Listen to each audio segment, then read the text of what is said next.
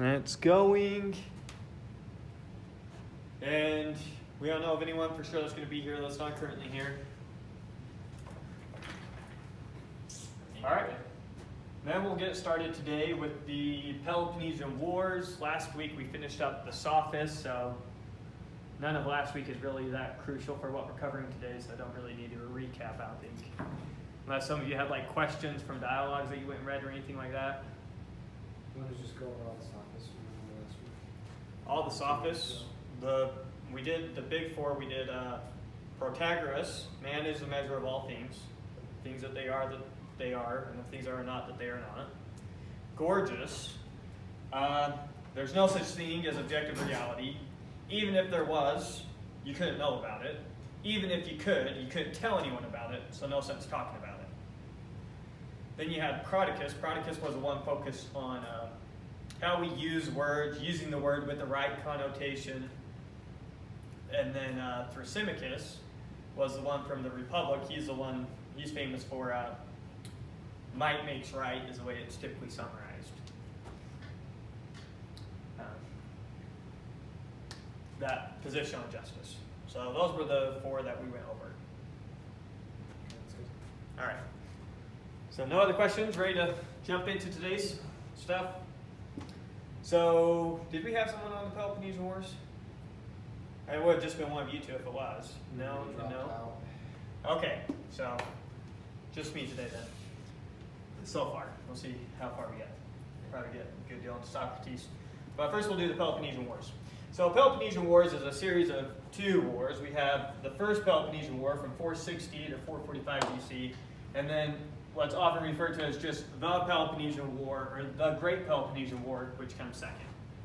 So typically if someone says the Peloponnesian War, they're referring to the second war, but the Peloponnesian Wars, they're broken into two, a minor war and then the major war. And we'll go over each of them. They would last that long? Yes, these are extended conflicts that completely destroy Greece. Everyone's worse off when the wars are done, except for one city-state, Thebes. They're the only one better off for the war. But yeah, massively destructive for both Athens and Sparta, and that's pretty much who's fighting the war, Athens and Sparta. That's what the artist is going for here, Spartan against an Athenian. All right, so quick prelude to the war to remember what's going on with Athens.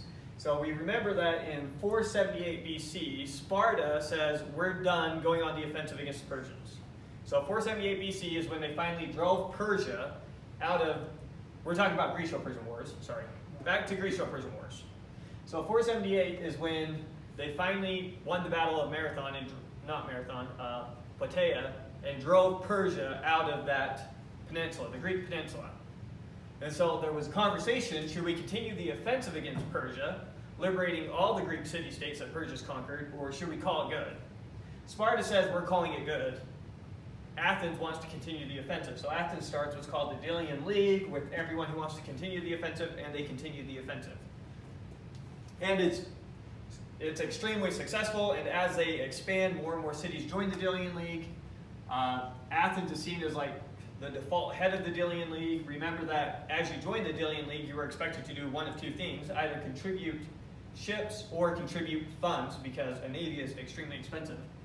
Most people can go the contributing funds route, so Athens kind of oversees all that, has all the funds come to them, and they'll use the funds to build the fleet, which makes Athens absurdly powerful. And as times evolve, it becomes more and more of an Athenian empire than a league between all these people. So as people try leaving the Dealion League, Athens gets more and more aggressive with them as time goes on and forces them to stay in the Dealion League. If they try to leave, Athens goes and tears down their walls. So that way, if they try to resist Athens, then they can hurry up and just reconquer them. There isn't, no one in Greece is really using siege equipment at the time, so if a city has walls around it, that's a huge handicap, and if you can't somehow get some sort of sabotage working, the only way to really beat the city is to like starve them out. There isn't any great siege military warfare. So tearing down the walls makes it so they can't hold out against Athens. And if they're really pesky and keep trying to leave the league, then Athens even deprives them of a vote. So for some city-states, Now they're stuck there. They don't have walls. They're forced to pay this tribute, and they don't have a political voice in the league anymore. They just have to do whatever Athens wants. So that's what it evolves into as time goes on, with Athens becoming more and more and more powerful. Now, prior to the Greco-Persian Wars, Sparta was a big boy on the block. Everyone in Greece listened to Sparta. What Sparta says goes. Well, as this is going on, Athens is accumulating this power. More and more, they're seen as a rival of Sparta and on par with Sparta and able to contend with Sparta. So Athens is growing in this power, and it's kind of understood in both Athens and Sparta that this is eventually going to break out in a war. We're eventually going to come to blows against each other. Now, Sparta kind of leaves Athens alone during the majority of this time, just lets them grow in political power. They're still nervous about what Athens is doing, but the reason that they don't get directly involved and go to war with Athens sooner is because Cimon is the main politician in power in Athens at this time. He's a very successful politician. He wins like the highest political office, I think 12 consecutive years in a row. You have to be re-voted each year. And he is very pro-Sparta. So even though Athens is growing in power to the point where they can contend with Sparta, the main politician, the main political power in Athens is still very pro-Sparta. So Sparta wasn't quite feeling enough of a threat to think we were going to have to go to war over this. But it's understood that war is eventually coming, and they both know it. So come 461 BC, Cimon finally falls out of political favor in Athens, and that's when Pericles rises to power. Now Pericles is completely opposed to Sparta, whereas Cimon was completely in favor of Sparta. They're in completely opposite political parties. And it's when Pericles comes to power that we get this Athens that we think of when we think of classical Athens. He starts using all the money coming to Athens for public works, building up the Parthenon, hiring all sorts of artisans to come to Athens and produce great works. So this is when Athens explodes as a city internally with their public works. It starts to look like the city that's at the head of an empire. It's no longer just another Greek city-state. It now looks like the capital city of a Greek empire, which is exactly what he was after. So, right up to the Greco-Persian War, right up to the Peloponnesian War breaking out, this is roughly a layout of people's political alliances. So, except for that, shouldn't be read yet. Powers change hand as the war goes on. I mean, these are very extended wars, so obviously powers change hand. This just gives you a rough idea. All the red is Athens and her allies. Well, the Dealion League, they're not really her allies as much as they're her subjects now. But the blue is the Peloponnesian League, so basically Sparta and her allies. Now it's Sparta and her allies versus Athens and her subjects. One thing to kind of keep in mind, Sparta doesn't have the same sway over all the blue as Athens has over all the red. But this is how the sides are going to break down, and they're going to come to blows with each other, and this is roughly how sides are going to be split up. The reason it's called the Peloponnesian Wars is because this right here is the Peloponnesus, and we have the historian who wrote this is from Athens, so we have an Athens perspective when we talk about the history. So same way that we call the Vietnam War because it happened over in Vietnam. That's where we were fighting, Vietnam. Same thing, we call it the Peloponnesian War because Athens was fighting the Peloponnesus. So that's why we call it the Peloponnesian War. Any questions so far? What was that large group up above in the north? This is Macedonia. Macedonia. Mm-hmm. Like where Alexander the Great's ultimately from. Okay. So with that, let's get into the First Peloponnesian War. Now, Greco-Persian Wars, remember, they're from 499 to 449 BC. We're talking about the First Peloponnesian War from 460 to 445 BC. So the Greco-Persian War is still going on for the Dealion League. Athens is still fighting the Persians during the first 10 years of this war. So that's one thing to keep in mind. It's not Greco-Persian Wars are said and done and now this war's happening. These wars are overlapping a little bit. So Greco-Persian Wars are from 499 to 449, but Sparta left in 478. So the wars went on long after Sparta left, and that was just the Dealion League growing in power. So they're growing in power, and you have the rise of the Athenian Empire. So now you have two great powers inside of Greece. You have Sparta and her allies, and then you have Athens and her empire. Now, prior to Athens coming to power, if two city-states had a problem with each other, one thing you would always do is go and consult with Sparta. They were kind of like the godfather of all these city-states. And so you work out everything with Sparta. If you have grievances against a city-state and you want to take action against that city-state, you better get the green light from Sparta before you go and do it. Well, now with Athens coming to power, there's a problem because now city-states can choose whether or not they want to go to Athens or Sparta in resolving their conflicts. They no longer just have to go to Sparta.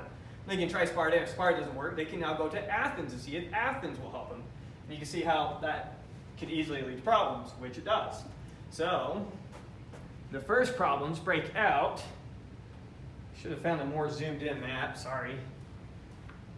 The first problems break out between Megara and Corinth. Now notice that both those are in blue. These are both members of the Peloponnesian League, which is a league that Sparta organizes, and Sparta is also a member of.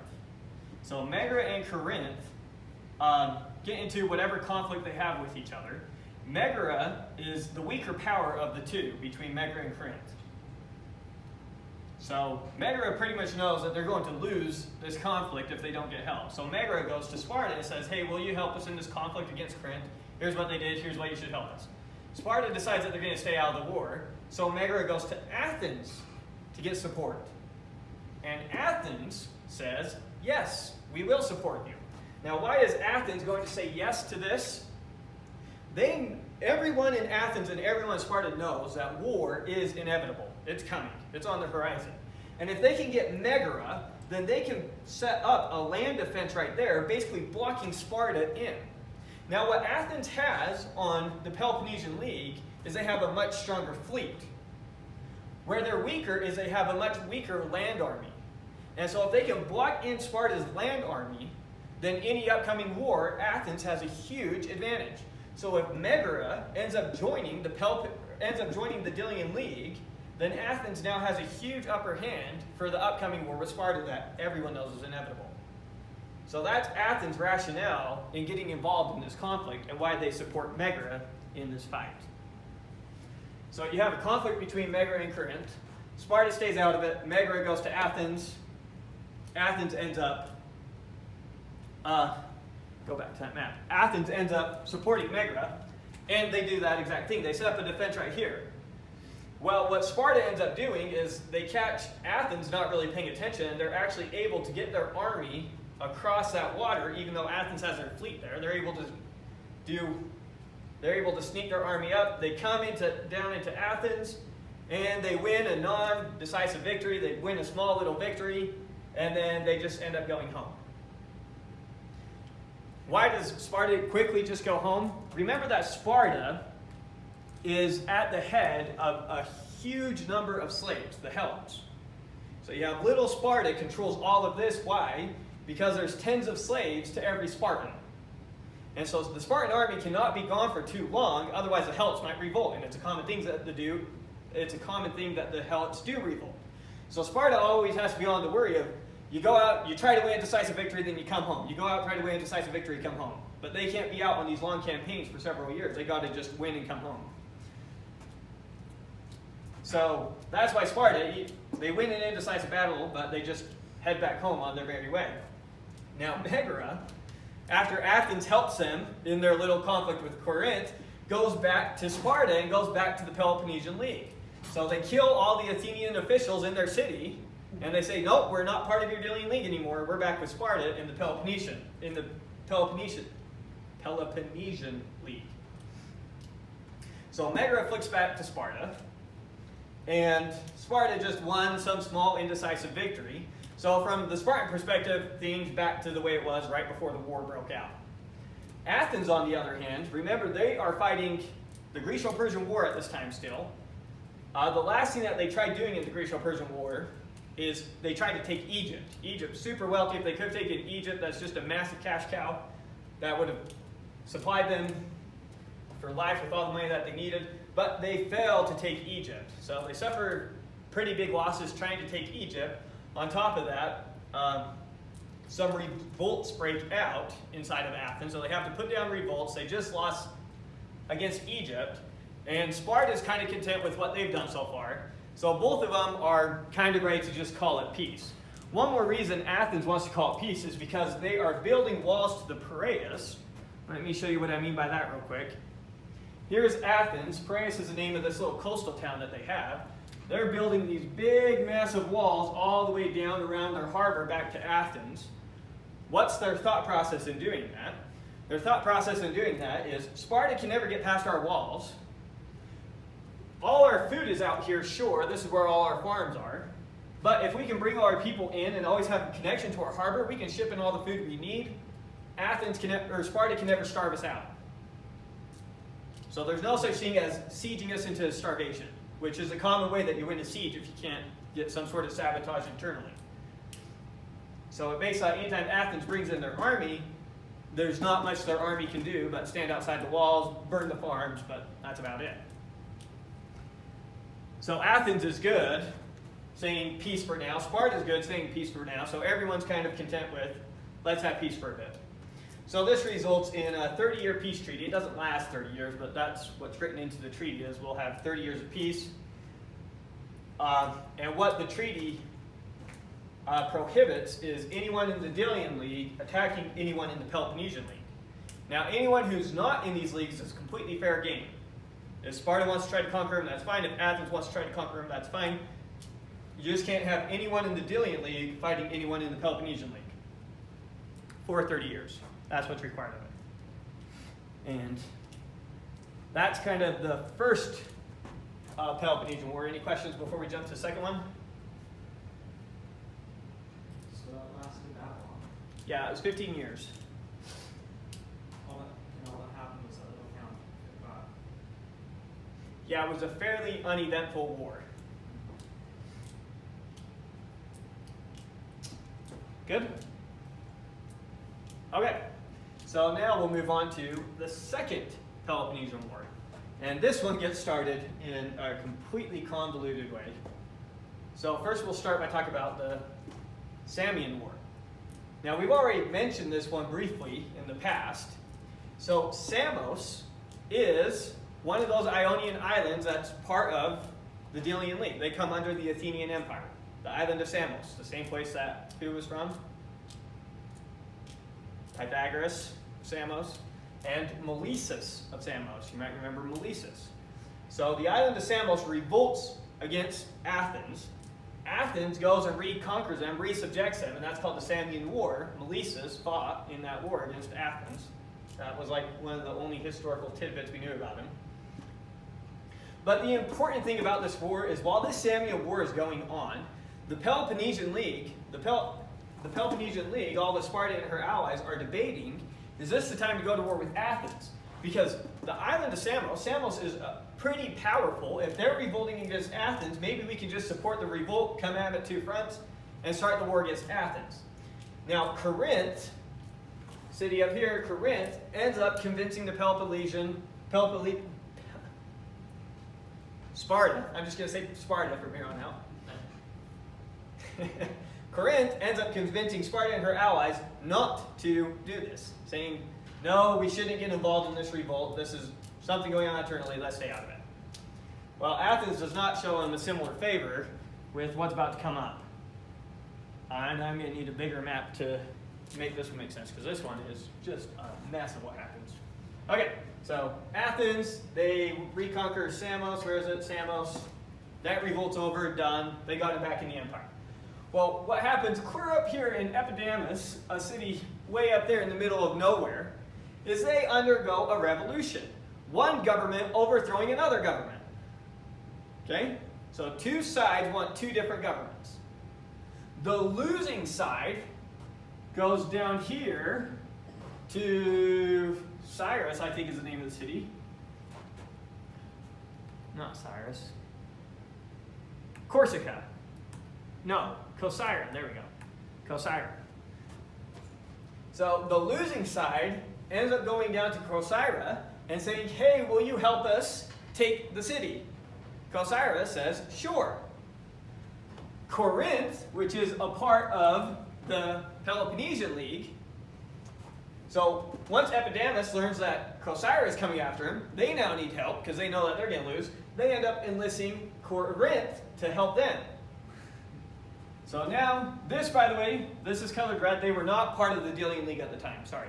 Not part of the Dealion League at the time, so they should be gray at this time. So they're not part of anything. They're not part of anything. So both these are part of nothing. Now finally, these guys get involved. So they are going to go to war against them.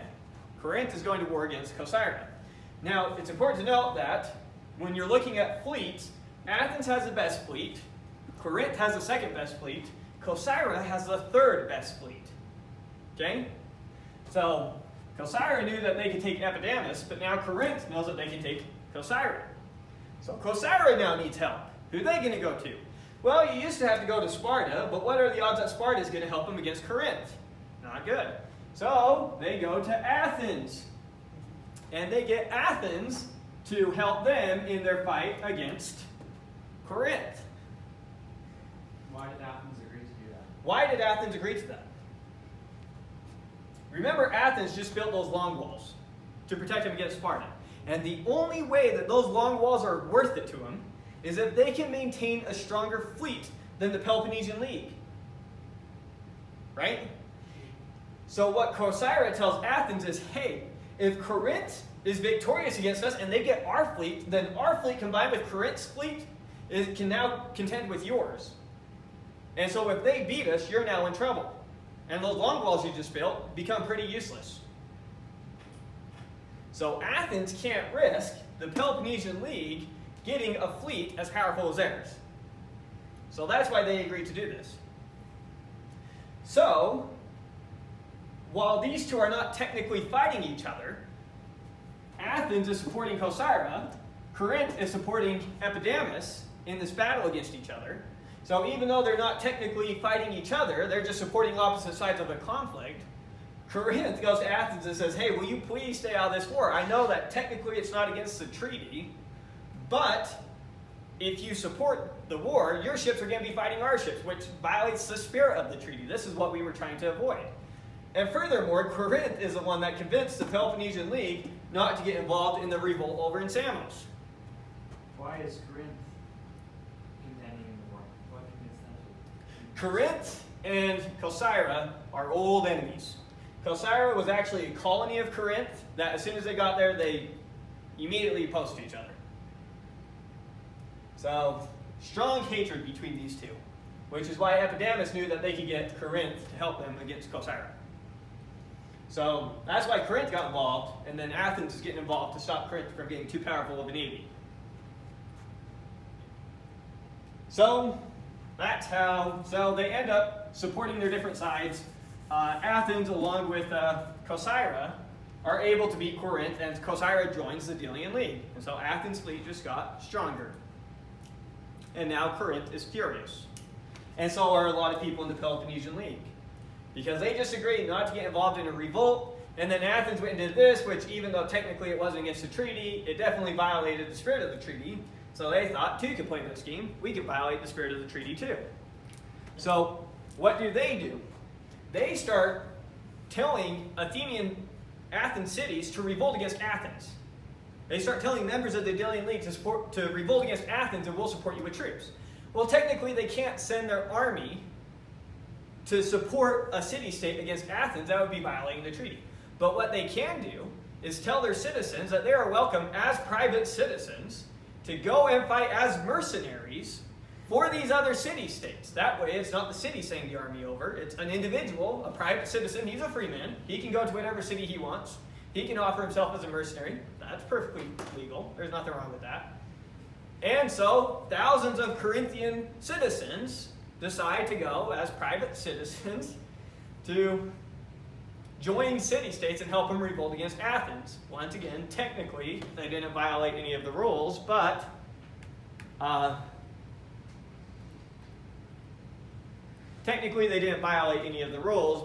obviously they're violating the spirit of the treaty. And so now Athens is furious about this. So now you can see both sides are basically breaking the treaty at this point. Things aren't going to last. a bunch of Peloponnesian cities say that they're going to leave the league now if Sparta doesn't just declare war. They want all-out war. They're done. Sparta can't risk a bunch of its members leaving the Peloponnesian League, so Sparta declares war in 432, but you'll notice that we said that war started in 431 BC. That's because even though Sparta declared war, they really didn't want to declare war. So there was a lot of negotiating back and forth with Sparta trying to come up with a way to not have this war happen, and it's to no avail. And so war ends up breaking out once again between these two. And now we know the Athenians have those walls protecting them. So Athens now has those walls around them protecting them. And so what ends up happening? Sparta and all her allies, they gather up a massive land army of 60,000 troops. They march up right outside of Athens. They burn the farms. They burn all the land. Athenians go and hide in the walls. Nothing they can do to it. Furthermore, Athens sends their fleet out and starts setting up blockades and launching little hit-and-run tactics raiding the coasts of all the Peloponnesian League lands. So, kind of like a stalemate. You're both harassing each other, but no one's, at this rate, is going to offer a decisive blow against the other person. Now, since Sparta has their army up there, Athens is importing a lot of their food, and furthermore, their entire population is now crammed up behind these walls, which is where things go bad for Athens. Plague breaks out. They import some food that has plague on it. So plague breaks out in Athens. Everyone in Athens is crowded in behind these walls, so everyone's really close together, and the plague just swipes through Athens. Estimates are from 1 to 2/3 of the Athenian population die as a result of this plague. Athens' population will never be the same after this. And Pericles, the man with the plan this whole time, the general that was leading the effort, dies as a result of this plague as well. Now, a little bit ironically, the Peloponnesians are to a large extent saved from this plague because of Athens' blockades. They blockaded them, so the plagued food never got inside their cities. So it's mostly Athens that takes a hit. The war kind of dies down while this plague is going because Sparta doesn't want to bring the plague back, so they kind of back off and just let the plague do its work, which obviously it does. So, huge plague, Pericles dies, and then, naturally, other city-states start viewing this as an opportunity to revolt and get out of the Dealion League. In particular, people on the island of Lesbos decide that they're going to revolt. Now, Athens is able to maintain control, but it's starting to come at a huge financial cost for them. Things are starting to get really expensive. And so, they're worried about dragging this war out anymore. They're saying, we can't sit here and play defensive. We've got to go on the offensive. We've got to take this war to them and try and put an end to it. So that's what they do. They come up with a more aggressive battle strategy. Let's see if I have a map here. So what their battle strategy now is, we're not just going to go raiding on the coast, but they actually start sailing around, and little islands just off the coast, they start building forts all around the Peloponnesus, so that they can keep their fleets down there and basically launch attacks from anywhere, and anytime that they get the advantage, they can just flat out attack from that point. Now, while they were setting up one of these, so on some little island somewhere over here, I'm not sure where it is, but there's just some little island over here. We'll just draw a picture to the side. There's some little island over there that they go and they are building a fort on. Some Spartans see them building the fort on there, and so mainland's over here. The Spartans send a small group of soldiers over there to stop them from building the fort. The fort was too much complete by that time. They're able to use the fort, and the fact that now they're on an island, they can attack from anywhere to just wear down these Spartans. And they wear them down to the point that those Spartans actually end up surrendering. So they're able to take 292 Spartans as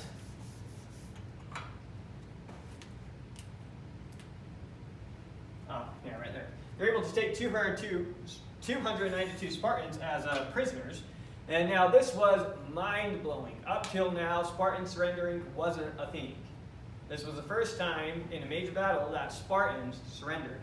News of this spread like wildfire. And in particularly, what's going to hurt is Sparta's image among other Peloponnesian League members. So this is more hurt, well, not really. It's a hurt to Sparta's reputation. At the same time, Sparta does not have very many citizens.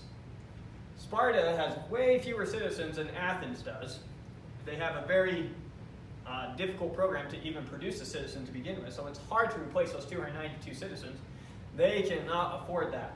So they are desperate for those 292 men back. That's a huge deal that they lost them.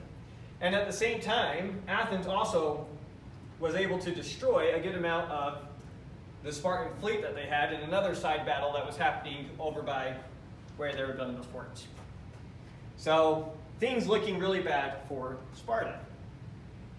Well, more revolts break out in the Athenian Empire, and Athens fails to, well, Athens, maybe explain this one a little bit more. So after that, Athens is feeling pretty good. They decide now they're going to take Megara again, so that they can have their same plan of blocking Sparta right there, so that Sparta can't get outside the Peloponnesians. They can't move their land army.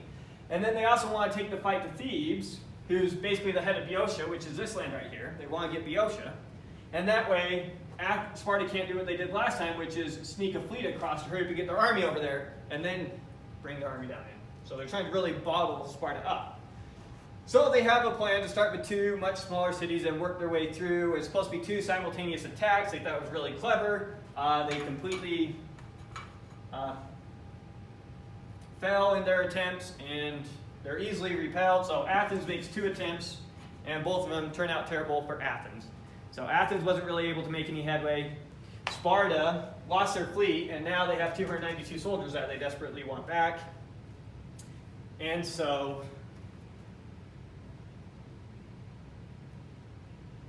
this one is on? Yeah. More revolts break out, and then Athens fails to make any headway with Megara or Thebes. So Athens is becoming bankrupt, and Sparta is losing control of the Peloponnesian League. Make sense? Where they're both at? So naturally, once again, they're going to want peace. So Sparta and Athens agree once again to a treaty in 421 BC. It's called the Peace of Nicias because he happened to be the politician in Athens in power at the time of the peace. Now, you might remember from those dates that we had up there that there was no break at 421 BC. And that's because even though they technically signed this treaty, war's still going the entire time that this treaty is in effect. It's not directly Athens fighting Sparta. So why does that happen? In theory, on paper, in the treaty, Sparta and Athens exchange some cities, and Athens returns the 292 Spartans back to Sparta. And Sparta has to recognize the Athenian Empire, meaning that they can't get involved in any more revolts. Now, Sparta recognizing the Athenian Empire, fine. Athens returning the 292 Spartans, fine. Sparta and Athens exchange some cities. Let's think about one of these scenarios. What this would have been is, Sparta tells an Athenian city, hey, revolt against Athens and we'll support you. So they do. So then Sparta moves in and makes it part of the Peloponnesian League, and they just overthrew Athens. Now this treaty comes along and Sparta says, okay, you go back to Athens now. It's part of the treaty. No, we're not just going to let him back in our city. And Sparta's like, well, we're not going to force you, but we said it, so. That's what happens when it comes to these cities on paper being handed back over. So many of the cities just flat out reject the terms of the treaty, and Athens and Sparta fail to enforce it at all. And at the same time, there's Thebes. So Athens tried to attack Thebes. That's like the one time Thebes was being drawn into this war, and it was a debacle. Didn't go anywhere. So Thebes has slowly been growing, taking over Boeotia. They're like the main city in Boeotia, gaining political power there. They keep encouraging cities to reject this treaty. They want to keep the war going. This fighting's been great for them. Everyone else is losing. So you got one of the major powers encouraging cities to reject the treaty. And on top of that, many of the cities are like, this is absurd. You're just sending us right back to where we fought to get away from. So even though Athens and Sparta for an extended period of time don't directly come to blows against each other, they're still supporting all sorts of conflicts that still haven't been resolved, and things just get really messy. The second that Sparta gets their 292 Spartans back, a war faction comes up in Sparta that wants to immediately start the war again. And then over in Athens, a politician by the name of Alcibiades comes to political prominence, and he starts to lead a pro-war faction in Athens. Now we need to talk about Alcibiades because he's one of those big names that you never get rid of in Greek history. So Alcibiades, if you could describe him in one word, it is ambitious. This man is just burning with ambition. He just wants to be in control. He wants power, he wants fame, he wants glory. He's also a very charismatic man. He's a great rhetorician. They say they always said that he had, a common saying was the silver tongue of Alcibiades. Very charismatic, very quick-witted. He comes from noble birthlines on both sides of his family, both his mom and his dad. He also grew up in the house of Pericles, so he has great political connections. Just someone who thinks so much of himself, and at the same time, he's pretty great. So he's pretty great, and he's super arrogant about how great he is. And he's super ambitious. And he wants war with Sparta. So Alcibiades is now pushing very hard for war with Sparta, or to at least continue war. And it gets super messy from here on out. We won't try to cover all the details, but a complicated sort of Cold War breaks out between Athens and Sparta without Athens and Sparta ever really coming to blows, the Sparta side winning the majority of the victories. So things are going good for Sparta in this Cold War, while Athens and Sparta aren't technically fighting each other. All sorts of small battles are going on all over the place. Make sense? Okay. So now, over in Sicily, notice that all this is gray. War breaks out between Segestica and Syracuse. Yeah, this is what's going to put the nail in the coffin. War breaks out between Segestica and Syracuse. Now, Syracuse is a very powerful city in their own right. They may not be as powerful as Athens or Sparta, but they are still a very powerful city, and you don't go to war against them lightly. Segestica is almost known. So Segestica is going to war against Syracuse. Obviously, they can't win that war, so they're going to need help in their war. Now, you need help in your war, you're going to either go to Sparta or now Athens. Well, Syracuse and Sparta are actually on pretty good terms. So Segestica can't go to Syracuse, or Segestica can't go to Sparta to fight Syracuse, so Segestica has to go to Athens to fight Syracuse. And they actually make Athens a pretty appealing promise. They promise to pay for the entire war effort if they'll come. Now, it turns out they didn't have near the funds to do this, and it turns out not great, but it's what they promised to do, which is very enticing for Athens. Now, if Athens can get Syracuse and Segestica, they're pretty much set up to take over the whole island of Sicily. And once you take over the island of Sicily, with the island of Sicily, finishing off the Peloponnesian League is not near as big of a problem. You just gained a lot of power, a lot of fleet, a lot of manpower, and a lot of money. Sicily, if we have a... There we go. Sicily is right here. They're right here in the middle of the Mediterranean Sea. They're very wealthy for that fact alone. A lot of trade comes past them. Over here to the left of Sicily, this is their main competitor is over here with Carthage.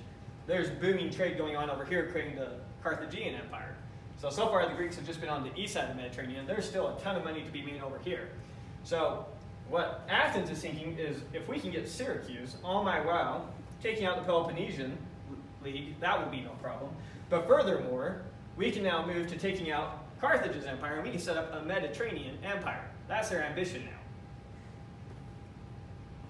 So that's what they're out to do. And they've got a general who's super ambitious who wants to lead this up by the name of Alcibiades. So a war breaks out in Sicily between Segesta and Syracuse, with Segesta asking Athens for help. Athens, under Alcibiades, joins the conflict on the side of Segesta. So now Alcibiades is taking the majority of the Athenian army and the Athenian fleet up here to take out Syracuse. What was the reason for the war between Segesta and Syracuse in the first place? Old grievances, just things coming up that are always problems. It's always a problem with Greek city-states. If you're close to another Greek city-state, there's always some grievance, some wrong done to you in the past that's going to be a problem from there on out.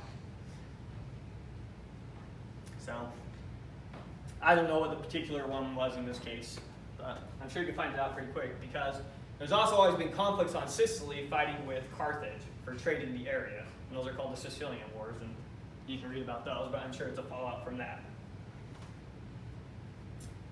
Anyways, so now Athens is committing a ton of their resources to getting Syracuse. They're committed. There's no going back now. And Alcibiades is one leading up the effort. Well, while they're on campaign, actually right before they leave, Alcibiades is accused of a religious crime. Someone went and defaced a bunch of statues before they left. He was accused of doing it. He said, okay, let's hurry up and have the trial before I go. They said, no, we'll have the trial once you get back, just go. Well, while he's gone, they have the trial, decide that he's guilty, seize all his estates, and they send word to him, come back to stand trial after the trial's already been done. So he doesn't know that yet. He says, I'll come back and stand trial, but I'm taking my own trial room. They say, fine. So he starts taking his own trial room. Then in his own trial room, he gets word of what's happened. He's like, well, I'm out. So he defects to Sparta. So Alcibiades, the Greek general leading this war effort, is now in Sparta. Okay.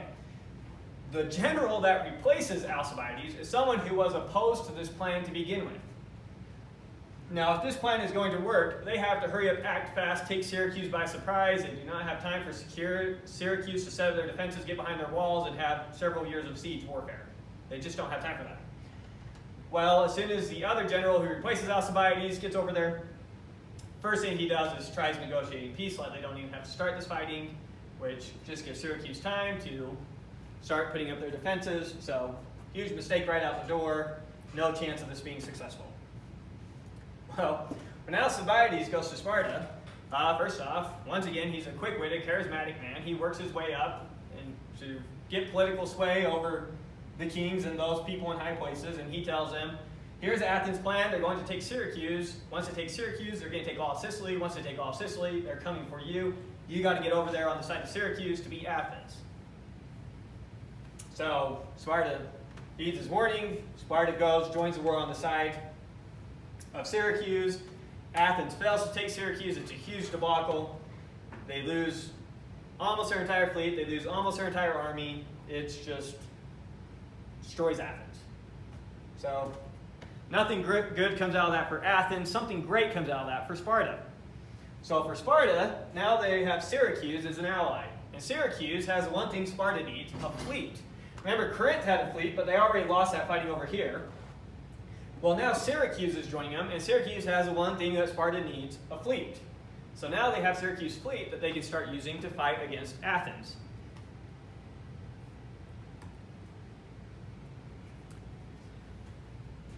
So Sparta then takes the war to Athens, forcing them behind their walls to start restricting their access to food, make sure that they can't grow any food, make sure that they have to start shipping all their food in, which is going to put a big economic strain on Athens. Second thing they can do that now that they have access to a fleet is they can sell way up north, doesn't matter where it is. Athens has silver mines far away. They can use Syracuse fleet to go and seize those silver mines to cut off more money coming into Athens. So now Athens can't grow their own food. They have to import it all, import everything that they need. And on top of that, Athens loses their silver mines, forcing Athens to demand even more from her subject city-states, which obviously they're going to resent, which is going to cause many city-states to revolt against Athens. Make sense? So Syracuse provides their fleet to Sparta, and then Persia also decides that they're going to join the war by providing funding to Sparta. Now, this is the other thing Sparta needs. Maintaining fleets, very expensive. Your land army is just your citizen soldiers. They can just go fight. They'll do that for you for free. Your sailors, Spartans are not great sailors. The Peloponnesian League is not great sailors. They have to hire their sailors to keep those ships active.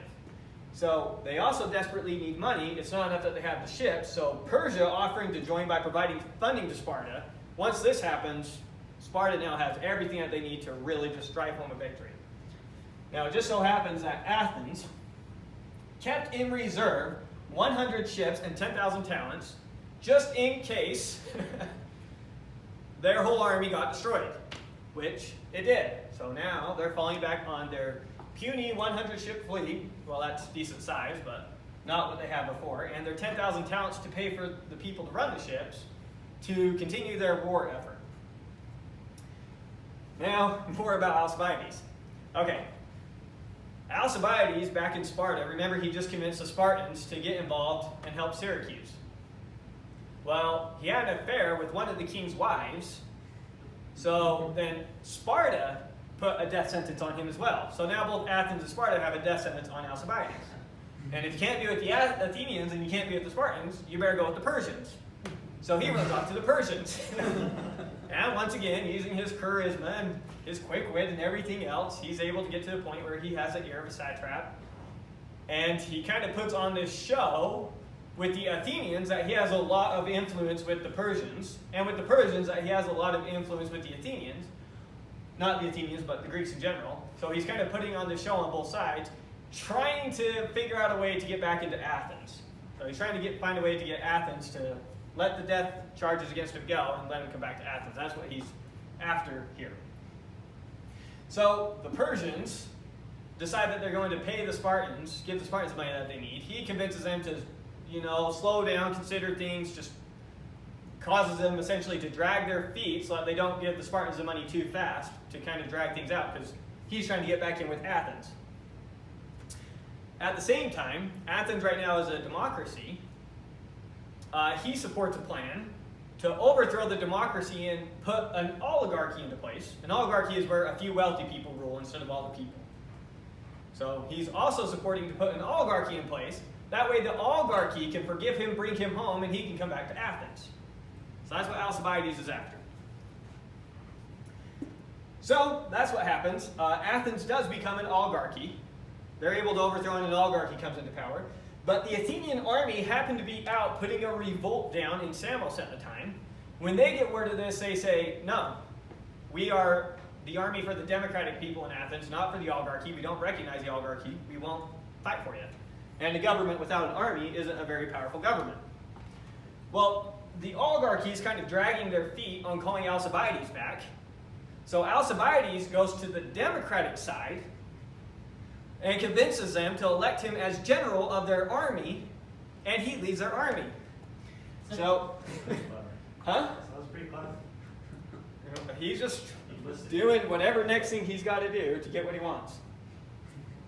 So that's exactly what he does. He becomes the head of the democratic army now. He takes that army, leads them to some great victories, getting back their silver mines, reconquering territories, putting an end to revolts with this fleet, just some great victories, and going back, overthrowing the oligarchy, reinstantiating the democracy back in Athens. So Athens now has recovered a large portion of its empire with those puny 100 ships and those 10,000 talents, in large part thanks to Alcibiades. Well, up to this point, Sparta, all their generals are great on land, not so great in water.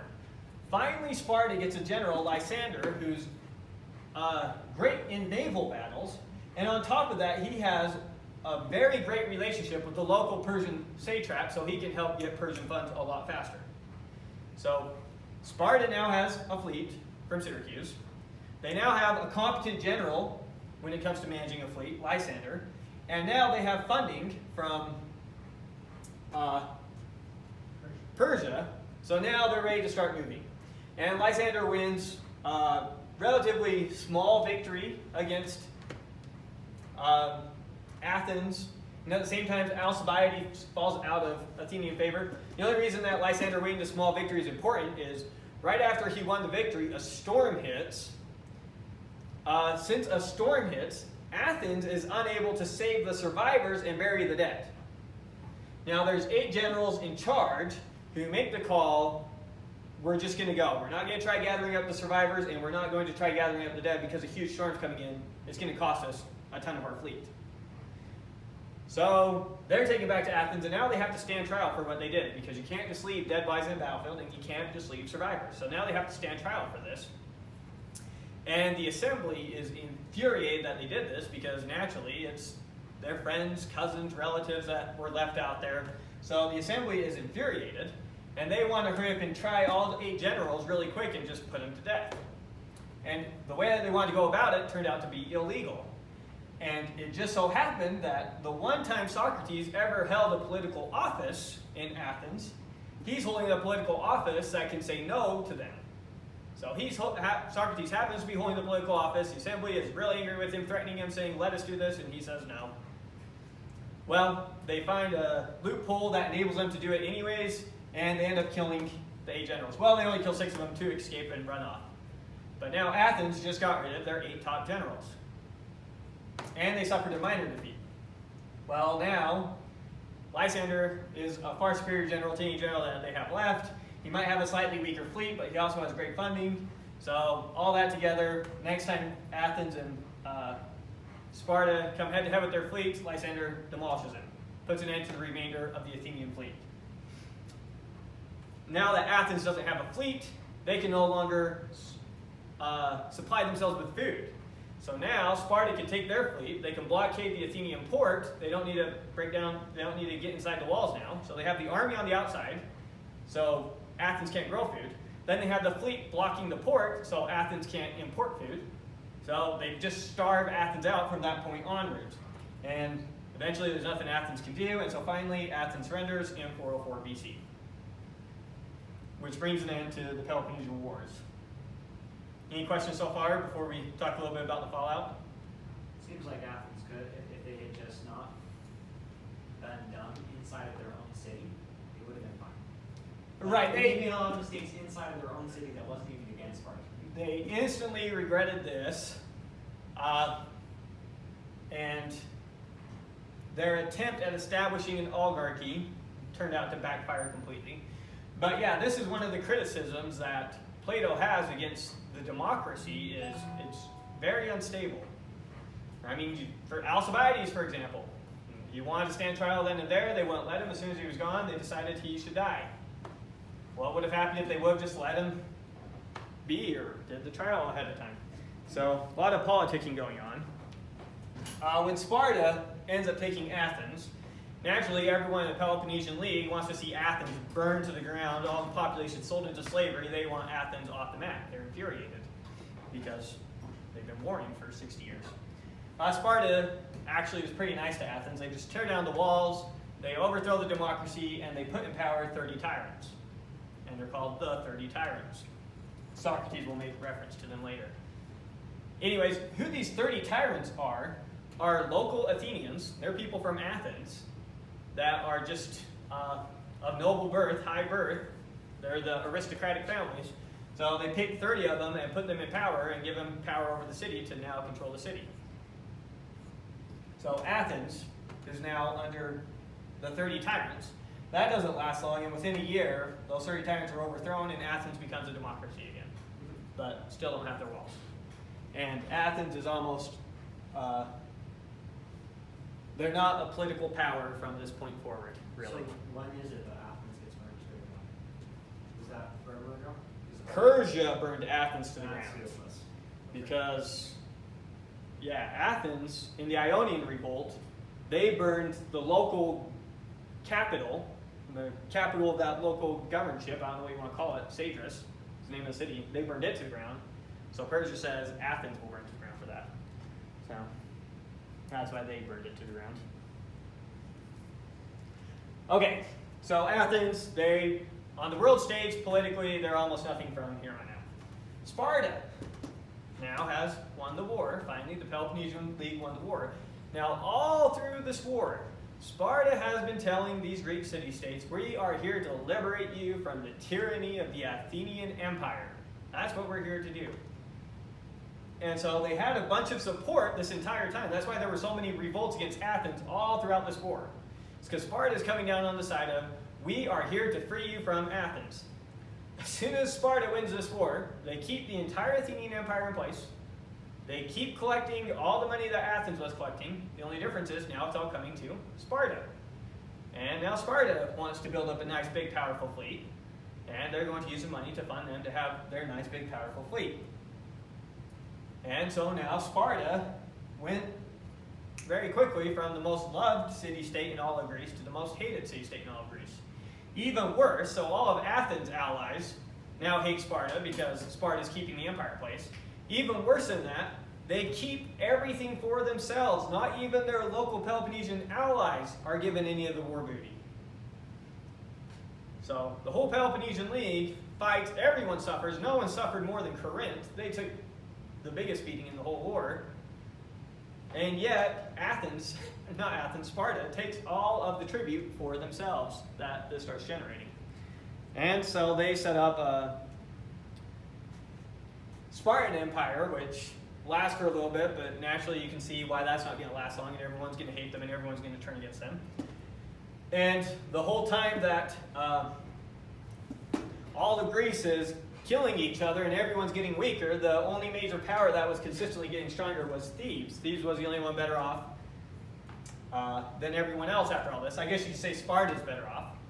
They're better off in terms of their political power, but the Spartan population has gone down drastically. They're now at roughly 25% of what they were back when the Greco-Persian War started. So I think they went from roughly 10,000 to roughly 2,500 citizens. So Spartan population is dwindling, even though they've got all this power. Thebes is rising in power. Naturally, local Greeks are going to support Thebes over Sparta. So a similar thing happens all over again with Sparta versus Thebes. This time Thebes winning, which just hurts all of Greece even more. And then finally Philip II of Macedon, coming from Macedon, comes down, conquers all of Greece with the exception of Sparta. And then his son Alexander, that's Alexander the Great, finishes the job in 331 BC, with all of Greece now being subjugated to the Macedonian Empire. So when Alexander the Great came in, all of Greece was just super weak after everything that happened. When Philip II came in, Right, but Alexander... the only reason he didn't take Sparta is because they weren't worth it. So Alexander, even though he, in the end, had a whole lot of... He had a huge empire, he did a lot of the work was done. With Greece. With Greece. With, Stretch. kind of. But he did, I mean... Because politics in Macedonia are extremely unstable, and when the previous king dies, it's a massive power grab for the next person in power. So as soon as Alexander the Great, as soon as his dad Philip II dies, and Alexander the Great comes to power, he has to quickly fight, reestablishing his local kingdom, and then he goes on to his great conquest. So it's not like it was just handed over to him. And it was very much last man standing wins. And he was the last man standing of the people who could have taken the power. Because I don't even think he's a legitimate son of Philip. I don't think he comes from Philip's first wife. I don't remember. You remember? I know. Maybe that's just a rumor that they intentionally started to try and cause him to lose favor. But anyway, so, yep, after that, they were just part of the Macedonian Empire. Macedonian conquers them all, almost no problem. They were very weak from that point. So they withstood the mighty Persian Empire. Then, come this point, the little Macedonian Empire swiped them out, no problem. Why didn't Persia just go back in and take it over? Finish their original plan? Oh, yeah, I didn't mention that, should have. So when the Dealion League came to an end, remember that Persia supported Sparta, Persia actually got all the Ionian cities back. So that was the deal for Persia. So Persia's got the Ionian cities back. Sparta has basically the Greek peninsula now as their cities. And so that's why Persia, they just weren't interested in the Greek peninsula. I mean, the only reason they were going there before was revenge. Anything else with the Peloponnesian War before we get to Socrates? Yeah. What happened to Alcibiades? Alcibiades? So Alcibiades is ultimately assassinated by a Persian satrap sends an assassin to kill him to win favor with the Spartans, because the Spartans never lifted their death sentence on him. So Athens did, but Sparta didn't. So he ultimately gets assassinated.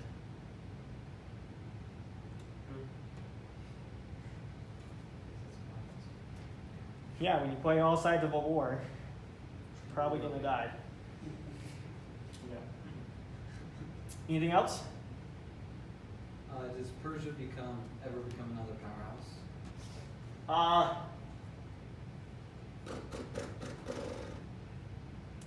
There is, I mean, you could call them the heirs of Persia that do. What are they called? Who comes after the Seleucids? Because the Seleucids are Alexander the Great, and then there's the ones that come after them. The answer is yes, and I can't remember their names. And then there's taken over after that by the Arabs. What time period?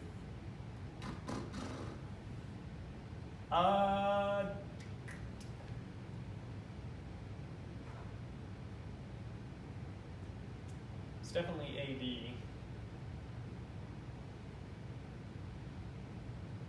I don't know.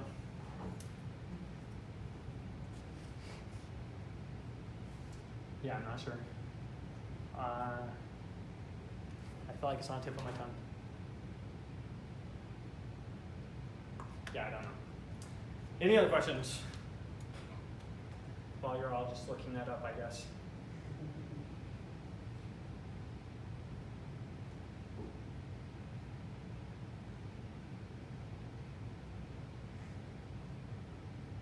They came in it? Could be. Doesn't sound right. Thought I'd recognize it better if I did. Median. The Medes. median. No, the Medes, that's, Oh, no, that was before the Sicilians. yep.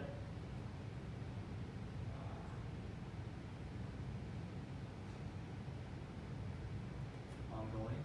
No, Mongolians are Way from the before. steppes.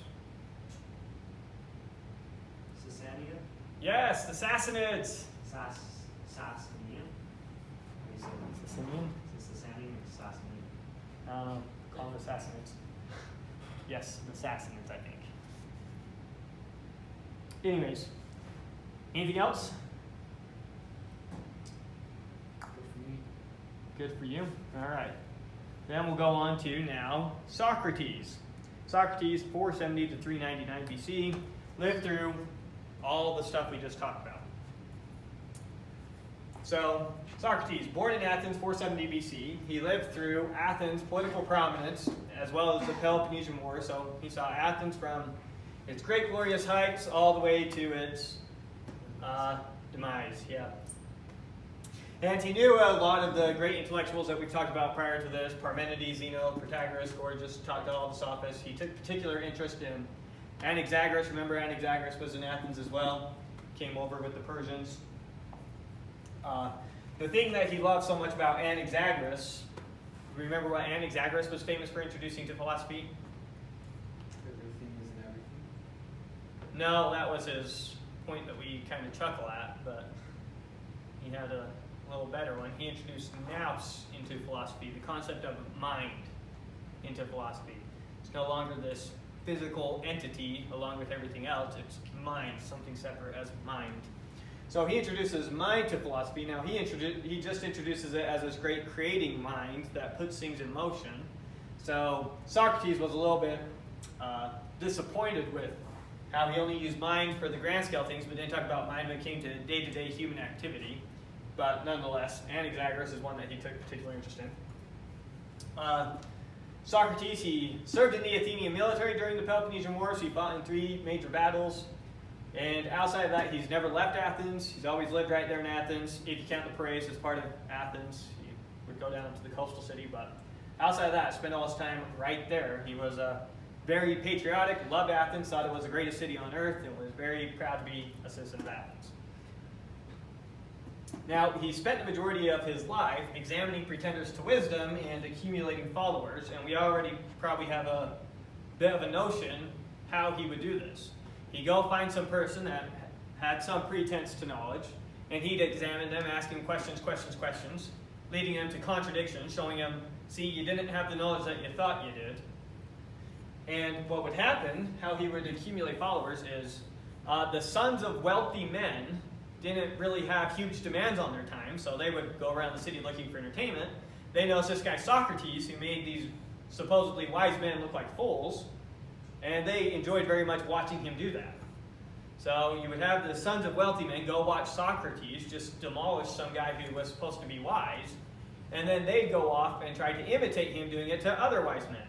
So you can see how this infuriated a lot of people. First off, there was a person that Socrates made look like a fool. Second off, now all these youths are off trying to mimic Socrates, trying to make other wise people look like fools. So he was a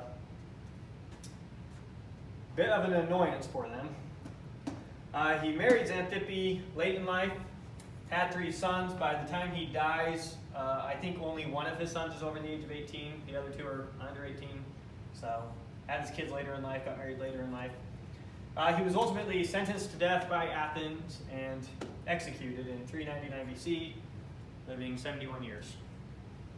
Go ahead. Outside of Plato and Aristotle, where do we get a lot of the sources from Socrates? All right. So anytime we talk about Socrates, you have to talk about what's called the Socratic problem. That's the name that historians give to it, which is what did Socrates actually teach versus all the sources that we have on Socrates and what everyone said about Socrates. So here's all our major sources that we have on Socrates. 4 major people write about Socrates: Plato, Xenophon, Aristophanes, and Aristotle. Now, Aristotle talks about Socrates the same way he talks about all the other pre-Socratic philosophers that he talks about. In his metaphysics, anytime Aristotle's coming across a problem, he always says, here's what the recognized wise men of the past have had to say about it, and then he gives his own position. So Socrates was one of those people, so he states Socrates' position on things. So he's a pretty good unbiased source for what Socrates most likely thought, what his opinions were. But he just doesn't say that much about Socrates the same way he doesn't say that much about most of the philosophers we talked about. Aristophanes was a playwright, and he was a comic playwright, so he wrote a comedy called The Clouds. And he introduced a character, Socrates, mocking the real Socrates. Socrates was a bit of a local Athenian celebrity. He became well known by people and well known for his ability to find contradictions in your position. So Aristophanes writes this play called The Clouds. And the premise of the play is there's a man, he has a debt that he owes that he doesn't want to pay.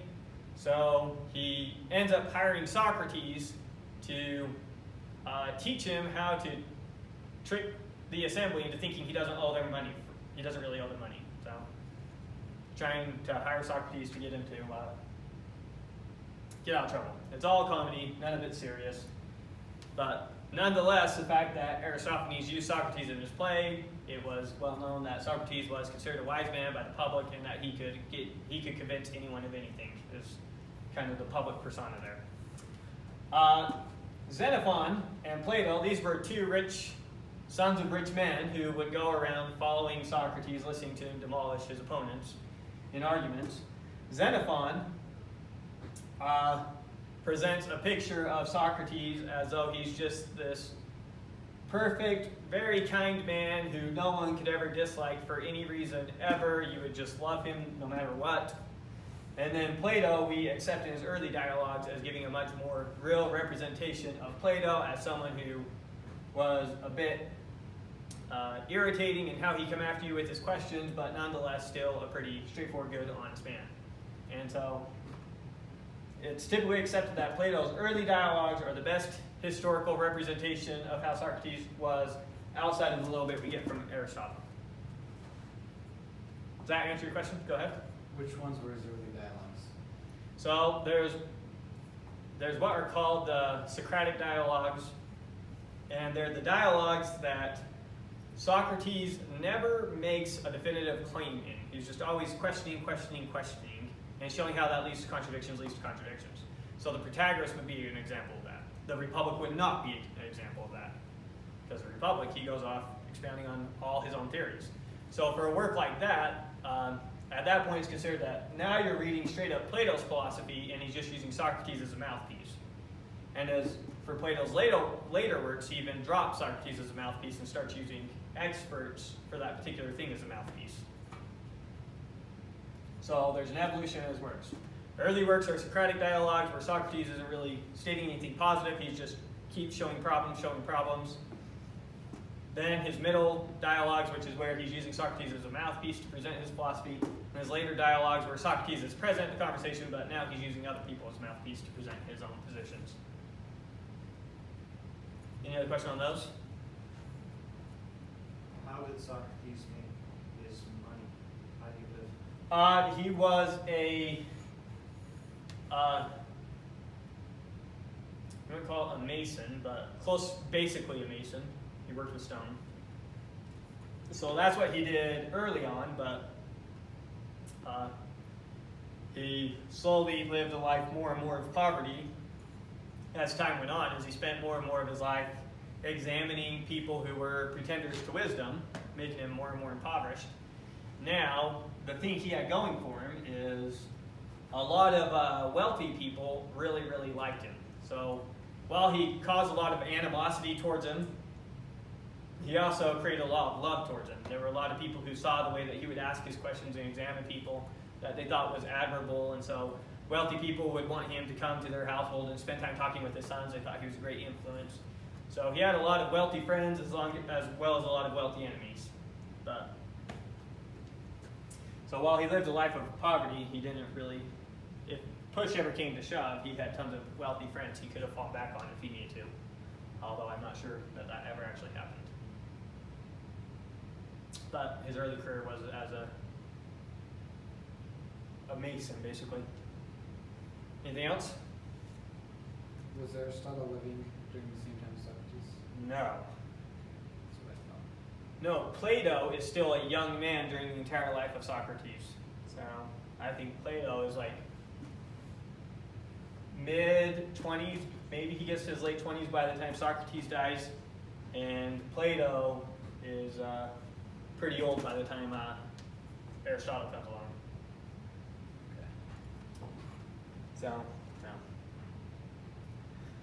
If you want to get a picture of Socrates' life story as told by Plato, then the 4 dialogues you would reference are these 2 dialogues. They capture Socrates' life story. So the first dialogue is called Euthyphro. Inside this dialogue, what happens is Socrates is going to the courthouse to set up his court date. He runs into a man by the name of Euthyphro. Euthyphro is going to the courthouse to bring up charges against his dad because he thinks it's the pious thing to do. He's convinced his dad did something wrong, and he's bringing charges against him. Socrates starts questioning him, saying, are you sure that what you're doing is right? Are you sure you're justified in it? Have a conversation about justice. The big question that Socrates raises to Euthyphro as we talk about justice is something just because the gods do it, or do the gods do it because it's just? So Euthyphro completely buys into all the Greek mythology and the Greek pantheon, and he thinks all the stories told by Homer and Hesiod are true. He thinks he's a good, pious man because he believes all these things and advocates all these things. So Socrates is having a lot of fun with him because Euthyphro thinks that whatever a god does is just. Something is just because a god does it, not a god does it because it's just. You see the difference in those two? So that's the point that Euthyphro advocates for, and Socrates has a lot of fun with that because you can get the Greek pantheon gods doing all sorts of contradictory things, and so how do you know it's just? Do you listen to one god or do you listen to the other god, since they obviously conflict with each other? So he has some fun with them, shows him that there's a lot of problems in what he thinks.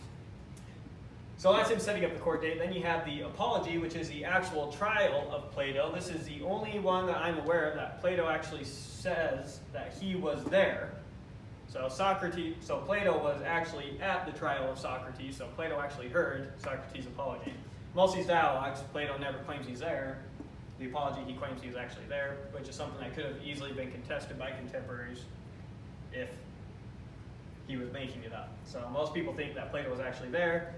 He heard the trial. This is Socrates giving his trial, so you can read his trial. I should probably make some note about that word apology.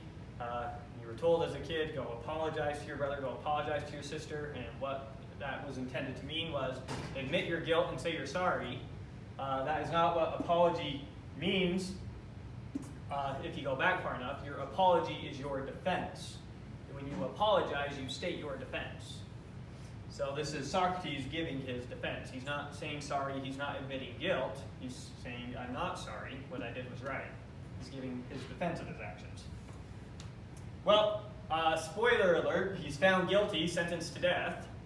So then Crito is when a bunch of his rich friends have paid off the guards and they've come to Socrates and they're trying to break him out of the prison. And they're trying to break him out of the prison, and he refuses to leave unless they can convince him that he's justified in leaving the prison. He says, I'm not justified in leaving the prison. The city-state I've subjected myself to has sentenced me to death. I should stay here and die. Convince me I'm wrong. Otherwise, I'm not going with you. They fail to convince him that he's wrong, and so he stays in the prison. And then the Phaedo is the conversation that they have right before he drinks the hemlock and dies. of these, this one is not a Socratic dialogue. So this one is giving a lot of Plato's personal philosophy, but these other three are considered Socratic, and so should give you a better representation of the actual Socrates. And now we'll take the two of you that we have here to cover each of these. Right? If you want to do that right now, yeah. Yeah, now's the best time to cover. Which one were you on? Phaedo. You're on Phaedo, that's the last one? And you don't have yours, do you? Nope.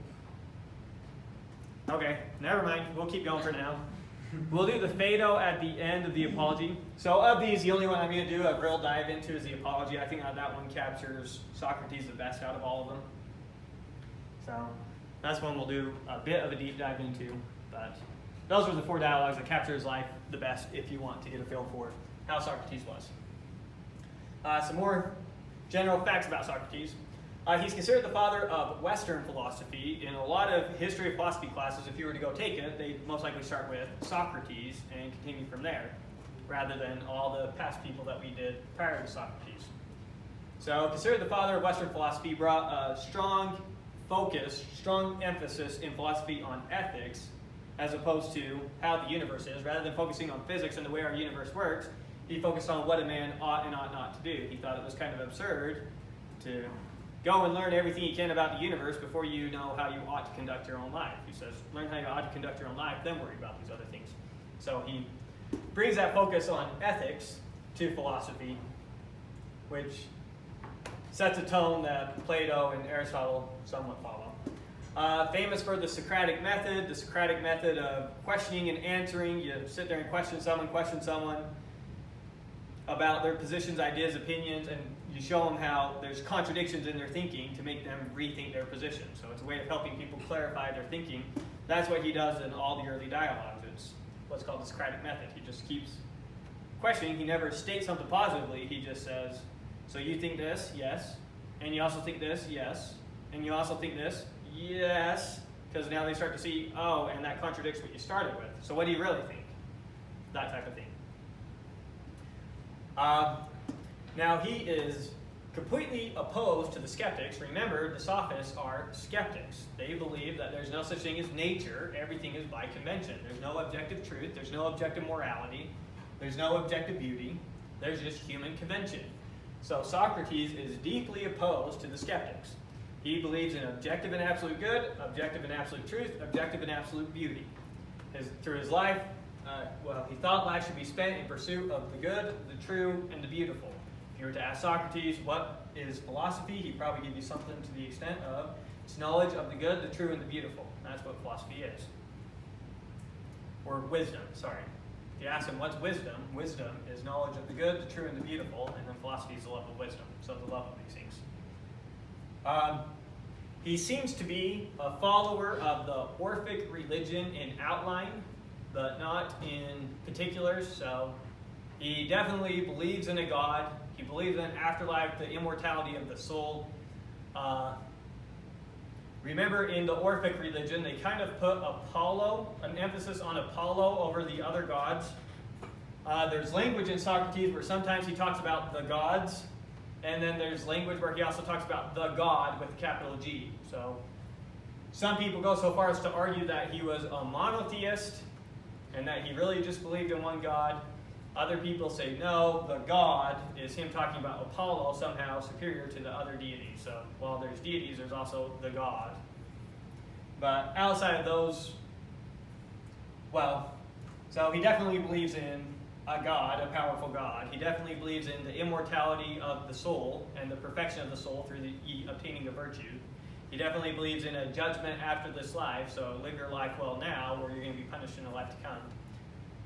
Or live your life well now, and you'll be rewarded in the life to come. Which is a lot of what the Orphic religion already thought. Now the oracle at Delphi, remember Delphi's, the god of Delphi is, the god that they focus on there is Apollo. So the oracle at Delphi is a very important oracle for all of Greece, especially as the Orphic religion spreads. He very much advocated the Delphic inscription, which was know thyself. That was what was inscribed at the temple at Delphi. And he's famous for saying that the unexamined life is not worth living. And you see how that's related with know thyself, examine yourself, examine your life. An unexamined life is not worth living.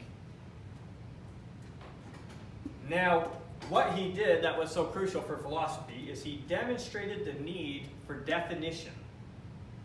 Now, we had already with Thales and Pythagoras the notion of a theorem coming into Greek thinking. Theorems. This implies this, right? For those of you who have done topology or logic, I want you to note this. Remember that systematic bodies of knowledge have four fundamental components to them.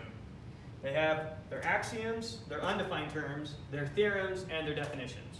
So with Thales and Pythagoras, we've got the notion of a theorem introduced as needed for a systematic body of knowledge. Socrates is going to create emphasis on the need for definitions when you're creating a systematic body of knowledge. He does not produce a theory of definition. That doesn't happen until Aristotle. But he brings out the need for this theory of definition. The fact that we need definitions if we're going to talk systematically about bodies of knowledge. So he's the one that brings emphasis to the fact that we need this. And then with Aristotle, so we'll have Plato, then Aristotle comes after. Aristotle gives us axioms, theorems, and definitions. And with those three, without the undefined terms, that comes clear in the 20th century, basically. So you can ignore that one. But with just those three, that's what Euclid's Elements is based off of. And that's the first systematic body of knowledge rigorously produced that becomes the basic textbook for 2,000 years. So today we consider, like in geometry, we consider a point undefined, right? Right. How do they define a point? We'll get to that with Euclid. But yeah, definition of a point. Yeah, there's a problem, and we now, it's easy for us to say there's a hole, you can't do that. But that's obvious looking back on it. This is kind of far-fetched, but it popped in my mind. Couldn't you say that the truth of those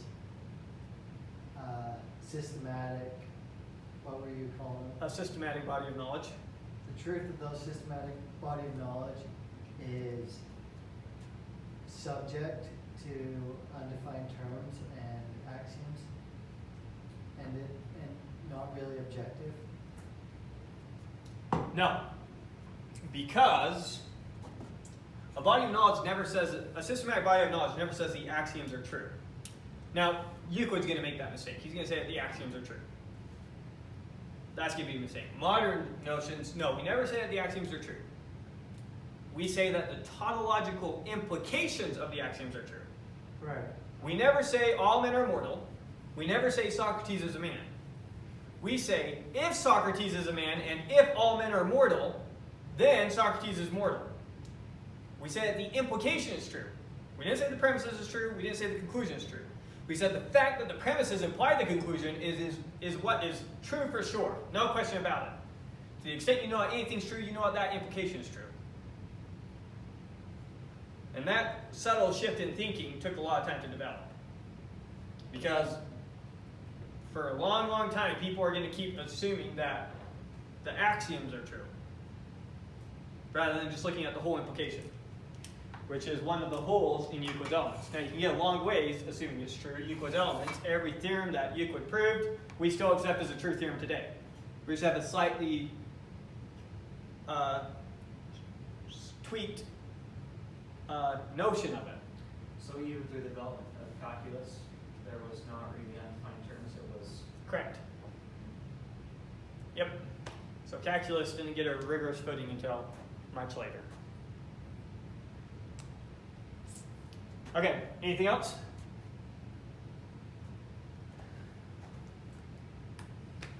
All right, so Socrates with definition. Now, remember, he's surrounded by the skeptics, and one of the things that he's wondering is, why are these people collapsing into this skepticism? And so he thought that one of the major reasons that people are developing this skepticism is from their concepts being unclear and undefined. He thinks that these guys don't have a clear notion of what it is that they're talking about, and that's why they think things like justice are subjective. They think that a notion of justice is subjective and relative. It's just human convention. And the reason that they think that is because they don't have a clear definition in their mind of what exactly justice is. And so in a lot of dialogues, that's what you'll notice that he's after in that dialogue. He's after a definition. What do you mean by justice? And they try to give a definition. He shoots it down. He says, nope, that doesn't work. Give me another one. He shoots it down. Nope, that doesn't work. Give me another one. Showing them that they don't even have a clear definition of the terms that they're talking about. So how can they go around saying that these things are just human convention if they don't even know what they're talking about? So he's trying to show that once you get these definitions, once you know what it is you're talking about, you have these universal definitions. Now we can start talking about universal knowledge, universal truths. So he's focusing on the fact that skeptics have very unclear, undefined notions that they're operating on in their arguments, and that's what he's attacking. So he points out that we want definitions to state common characteristics of some class. That is, those characteristics possessed by every member of the class. So often in the dialogues, if he's talking to someone about courage, he'll ask him for a definition of courage. And they'll say something like, well, when a man stands his post in war and he's risking his life, that's courage. Socrates says, great, I agree with you, that's a courageous thing for him to do, but you're giving me an example of a courageous act. That's not a definition of courage. I'm looking for the definition of courage, the definition that holds in all possible cases. And once they gave him a definition that they thought held in all possible cases, he'd shoot it down and show how there's problems with that. And he'd do this over and over again. You with me so far? Yeah. Okay. Now, it's also important that the definition encodes the essence of a thing. Let me give you an example of what we mean there. Because you might think a definition just needs to somehow capture everything. Just give the example rather than trying to say it.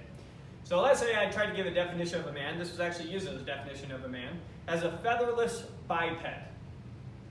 Biped meaning it's an animal walking on two legs, and featherless. I don't have feathers. Birds walk on two legs, and man walks on two legs. So a featherless biped is a definition for man because it only applies to man, right? So that works as a definition. No, it misses the essence of what a man is. And so some clever kid came up to him and plucked a chicken and says, behold, man, a featherless biped. So it's not enough that the definition just happens to capture all of them. It also needs to get at the essence of the thing. So the definitions also need to somehow encode the essence of what a thing is. Definitions should capture universals, not particulars. If I wanted to find what exactly I mean by triangle, I can't just describe this thing. I can't say something with an angle of 36 degrees and 27 degrees and whatever, and with side lengths whatever. Yeah, I'm describing this particular triangle, but if I want a definition for what triangles are, it needs to work for every triangle. You can't just describe one particular thing. Definitions need to capture universals. You can't just describe a particular. You with me on that language, or is that confusing you? No, okay. And then note that definitions can be used as a basis for classification. So once I need a definition to start classifying things, but once I have a definition, I can start classifying things. So we have a bunch of colors that we call red, red, red, red, red. Once I have a definition for what redness is, then I can determine what things are and are not red. Or motion. Once I have a definition for what motion is, I can determine which things are or are not moving. You have a notion for what shoeness is in your head that you use to determine whether something is or is not a shoe. And even though you might not have these explicit definitions written out, you still have a notion of what these definitions are. Or markerness to determine whether something is or isn't a marker. For some reason, you would call this a marker and not this. Right? Because you have some notion of what markerness is, of what it means to be a marker. You have some notion of the essence of a marker, and for some reason, this contains that essence in some sense, and this doesn't, whatever it is. And you'll notice that those universals are really hard to capture. If I told you to try and picture shoeness in your mind, what is the essential thing that all shoes have? Picture that in your mind. What does it look like? Can you draw it for me? No, the same way that you can't draw a general triangle for me. That's a particular triangle. I didn't say draw a triangle with a 36-degree angle. I just want you to draw triangle. Not a particular one. Draw the general triangle. Draw the universal triangle. You can't do it. But you still have a notion of it. So that's what Socrates is bringing to the forefront of philosophical conversation. This need for definitions and these attempts by people to come up with these definitions. So this is the first time that this is happening, and this is a conversation that goes on, and it's going to take finally Aristotle to come up with the first well-formed theory of definition. But Socrates is the one introducing it. So even though he doesn't put any of these definitions forward himself, he's demonstrating very clearly this desperate need for definitions to make our concepts clear as to what we're talking about. So Aristotle talking about Socrates on definition.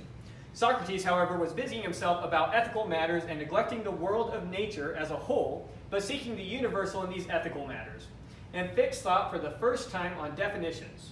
Plato accepted his teachings, but held that the problem applied not to sensible things, but to entities of another kind. We'll deal with Plato's theory of forms later, but that's what he's referencing here. For this reason, that the common definition cannot be a definition of any sensible thing, as they were always changing. So a definition doesn't change, particulars always change. We'll get to how Plato is dealing with that next, because that's going to be a big problem that Socrates sets up that Plato is going to take the first swing at, and then Aristotle comes later with a good solid theory for it. Because you'll notice that a definition applies to changing things all the time. This is still a marker, and if I cut a little bit off, it's still a marker, and I cut a little bit off, it's still a marker. When is it not a marker? When does it finally lose that essence? And even though I change a marker, I didn't change marker-ness. What it means to be a marker is still what it means to be a marker. What it means to be a man is still what it means to be a man. Doesn't matter if I cut off my arm, am I still a man? Do I still meet the definition? The particulars can change, but manness as such doesn't change. Manness is universal. Men change, manness doesn't change. What it means to be a man doesn't change. And that's what Socrates is going to focus on here. He's going to focus on things like, you can't talk about what men ought to do until you get at manness. And while you skeptics are right that an individual man changes with time and place, manness as such does not change. It's universal. It's the same today, yesterday, and forever.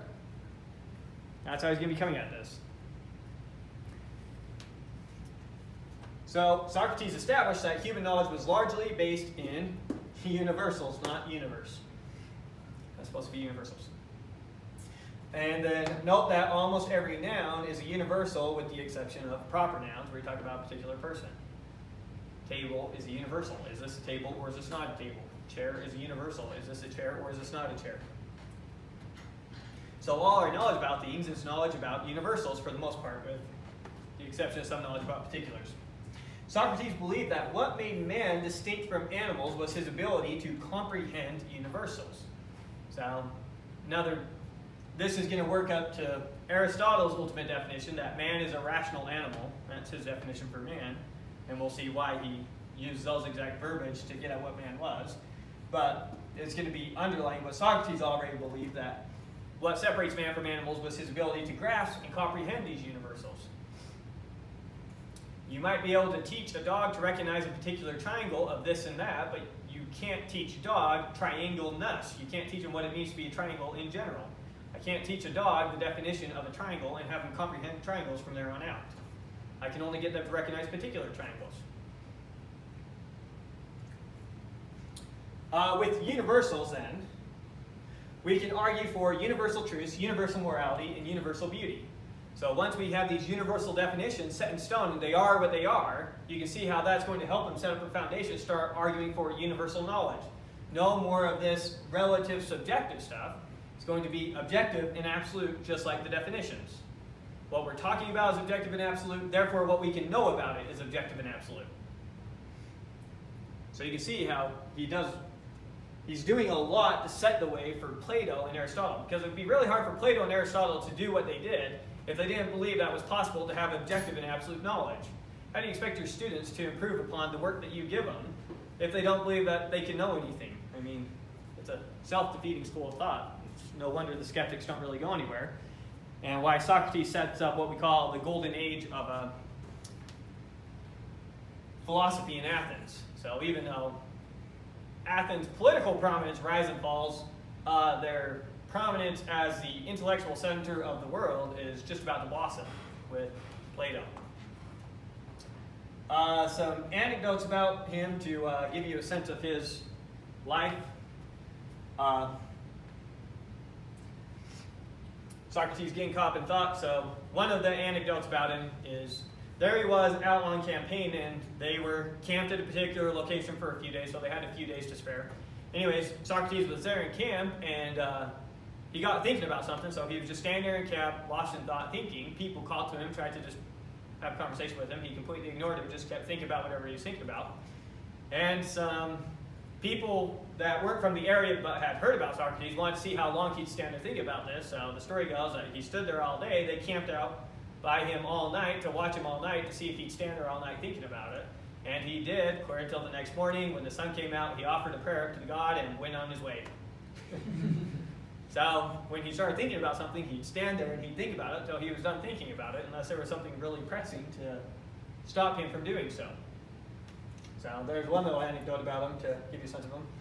Socrates on campaign.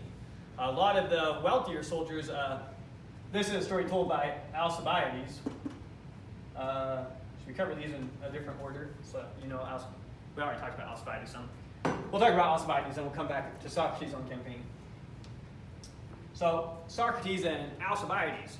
So Alcibiades, even as a youth, is getting tons of attention from all sorts of men who want to take Alcibiades on as their little lover, kind of like the same way that you had Parmenides and Zeno.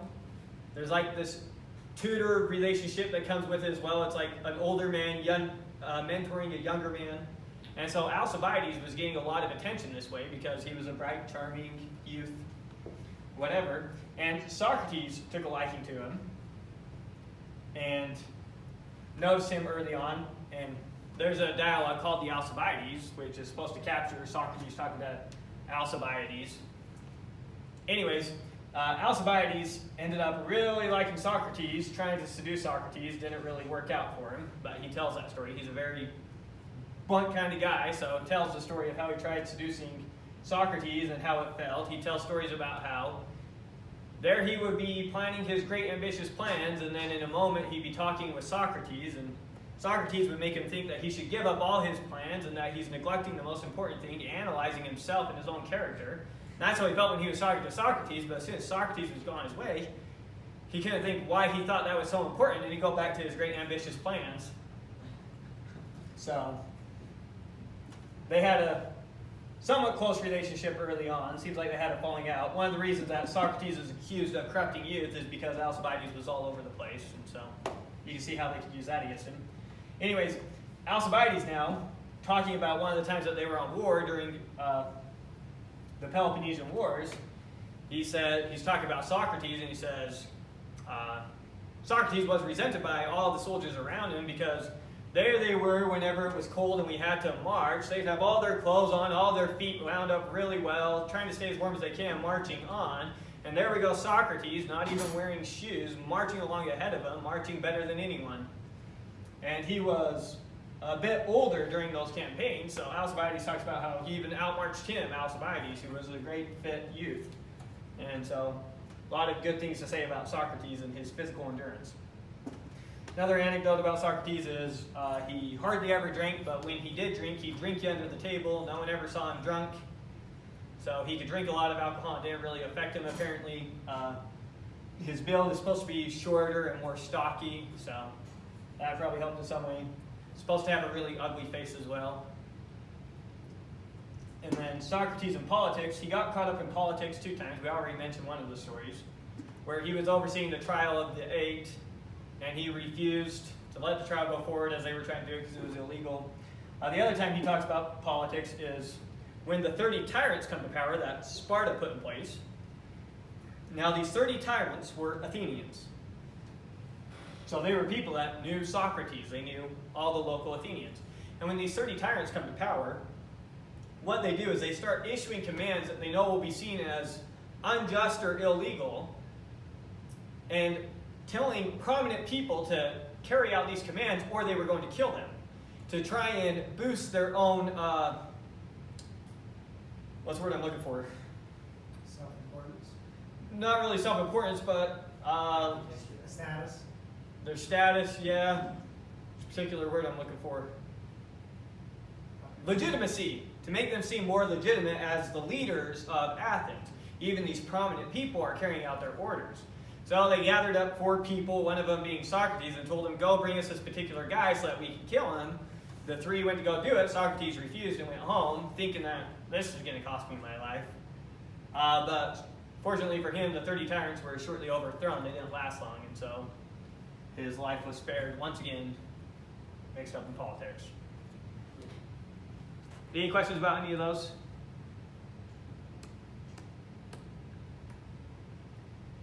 Okay, so that covers a broad outline of Socrates. I don't want to get into the apology because that's going to be pretty big. So next time we'll be starting on the you guys be ready to go with whatever ones you have. Okay. So be ready to go with those. Go ahead. Could we delve into the others more in depth than what you were planning on doing? Like, I'd like to get into Grido and Phaedo and what. It's Is just that so okay? much time. I mean, But I mean, it's like very important dialogues, are they not? Whereas the apology just the most important. the amount of material we've covered relative to what you cover in a history of philosophy course is so minuscule because of how much depth we're doing. I mean, I don't know if we want this to end by the time the school year starts, but what is that, 5 weeks away? Yeah. Mhm.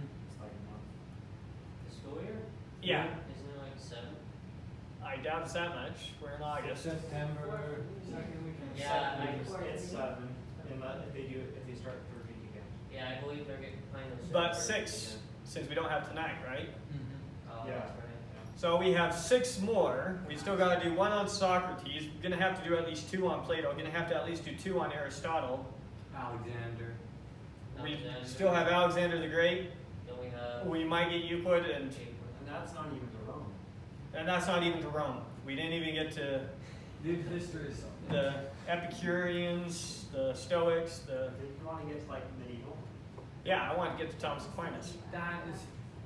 Yeah, and we're a long ways from that. we'll be like. So I can't do these. I thought we had way more Dives. time than that. No, it's so short. I didn't pay attention to how Well, short you it can was. That was my bad. Go past the beginning of the school year. Yeah, I can go as long as you guys want.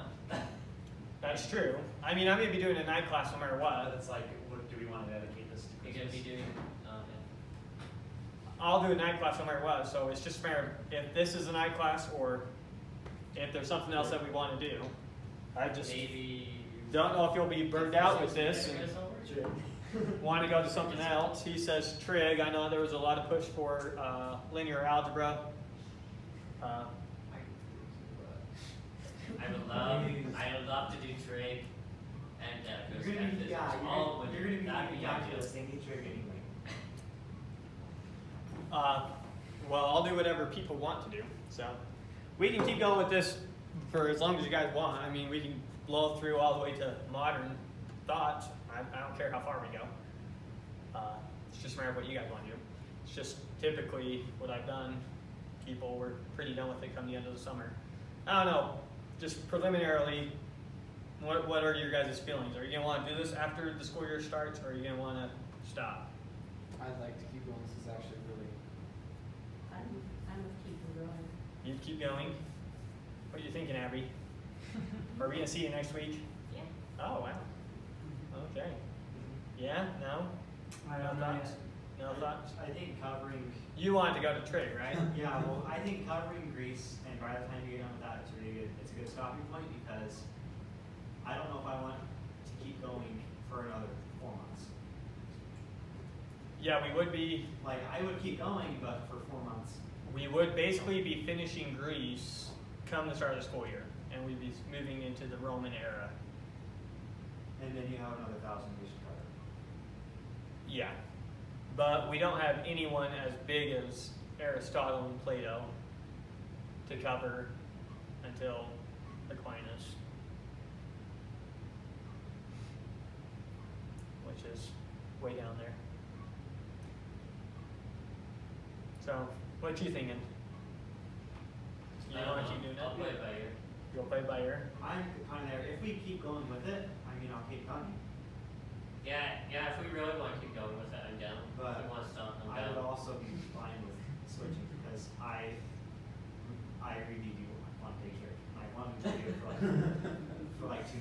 Yeah, you went through all the pains of finding me a textbook. Yeah, I found your textbook. You did. A good text. That was a good textbook. A textbook, but it builds off of Euclid's Elements. The one I liked, I think. No, No. that was just one of them. Okay, never mind. I'd have to look at it. What's your thoughts? I'm enjoying it. You keep going? Alright, well, sounds like this is going to continue through the school year. I'm going to have to give grades out for whoever's getting credit, but we'll just overwork you so bad that you don't even bother. Challenging subjects. Yeah, we're gonna keep doing this stuff during school year, right? Alright, so any other questions about material that we need on the camera? We good? I think we're good. So we'll continue Socrates next time and start on Plato, I assume.